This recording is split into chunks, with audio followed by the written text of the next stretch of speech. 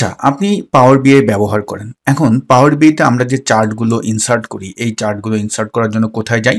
ডান পাশ থেকে ভিজুয়ালাইজেশনে যাই এবং আমাদের যেই ডাটাগুলো থাকবে এখান থেকে যেই ইনসাইট মোতাবেক আপনি চার্ট বের করতে চাচ্ছেন, এখান থেকে সেই চার্ট ইনসার্ট করে তারপরেই কিন্তু আপনি এইখানে যেই যা থাকবে সেগুলোতে যা আমরা ইনসার্ট করবো সেটা করি।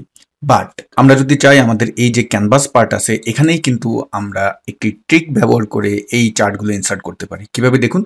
যেকোনো এই ক্যানভাসের যেকোনো একটা খালি জায়গায় আপনি ২ টা ক্লিক করবেন।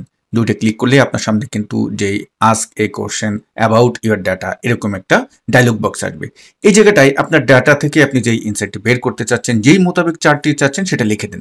যেমন আমি এখানে চাচ্ছি হলো যে reason wise sales by pie chart লিখে যদি আপনি এখন এন্টার দেন দেখতে পারবেন আপনার এখানে কিন্তু এটাকে যদি আমি একটু বড় করি পাই চার্ট মোতাবেক চলে আসতেছে। জাস্ট এখন এই কর্নারের এই টুলটা ক্লিক করে আমি যদি এটা দিই তাহলে এটা এখানে অ্যাপ্লাই হয়ে গেল। এখন আপনি যে ফরম্যাটিং পার্টটা আছে বা যেইগুলো আছে সেগুলো কিন্তু খুব সুন্দরভাবে করতে পারবেন। এখানে শুধু পাই চার্ট না, যেমন আমরা আবার ২ টা ক্লিক করলাম।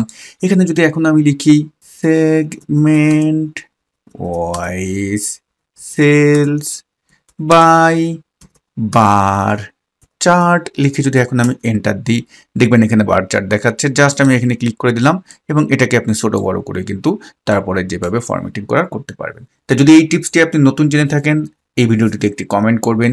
যদি আপনি আমাদের এই ভিডিওটি ফেসবুক পেজে দেখে থাকেন পেজটি ফলো করবেন, আর যদি ইউটিউব চ্যানেল দেখে থাকেন প্লিজ সাবস্ক্রাইব করবেন। সবাই ভালো থাকবেন। আসসালামু আলাইকুম।